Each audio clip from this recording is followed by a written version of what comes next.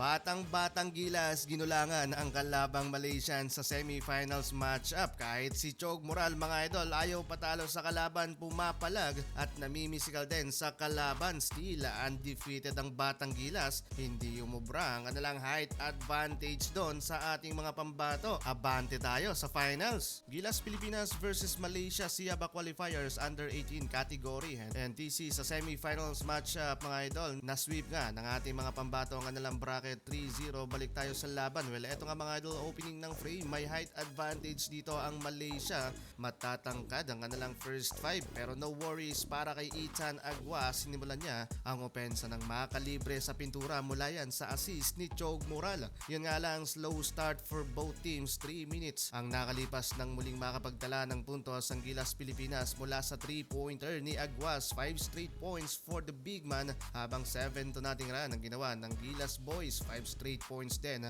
ang kinamada ni Andrew Chio sa transition. Double digit lead for Gilas Pilipinas, habang si Chog Moral mga idol tinitimpla pa ang kanyang ritmo na gumawa ng puntos dito sa laban. Pero dalawang 3-point attempt ni Chog ang nasayang dyan. Pero gandang simula mga idol para sa Batang Gilas. 17 to nothing run lang naman ang kanilang ginawa doon. Aggressive start, while 3 minutes mark na ng first quarter nang makapagtala ng puntos doon ang Batang Malaysian mula sa elbow jumper, while insane play naman ang pinakita ng film guard na si Hans Patagop. Great find to Prince Carino, gandang assist doon ng bata. Brutal ang ginawa ng Batang Gilas sa pagtatapos ng first quarter. 21 points lead, 32 to 11. Sinimulan ng Malaysia ng opensa sa pagbubukas ng second quarter, pero agad sumagot dyan ng Pilipinas from corner 3-pointer ni Joaquin Tuvera. At sa pagbabalik ng first 5 ng Gilas Pilipinas, 4 to nothing run again ang kanilang ginawa from this inbound play. Assist na naman ni Chog Moral, while 4 straight points para kay Ethan Aguas. Halfway ng quarter, Chog Moral fearless kinain ang depensa ng kalaban and 1 basket pa. Yun nga lang,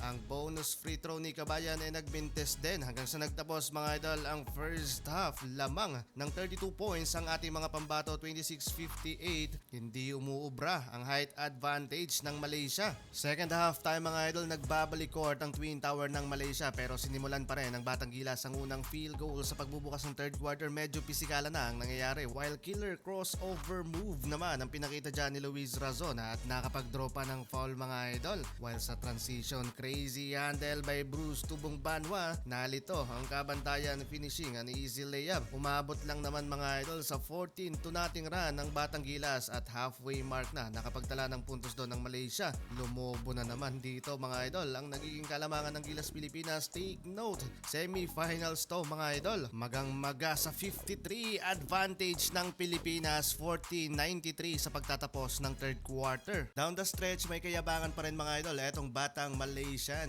nang makapag-draw ng foul. Sabay flex pa doon, hindi yata alam na tambak ang kanilang kupunan. Hindi na pinapansin ng ating mga pambato kung malalaki ba etong kalaban. Atake kung atake lang mga idol at tuloy-tuloy sa pagpapahirap dito sa Malaysia. Huge lead na naman for Gilas Pilipinas sa pagtatapos ng laban nito. Tiklo pa ang Malaysia. Abante tayo sa finals.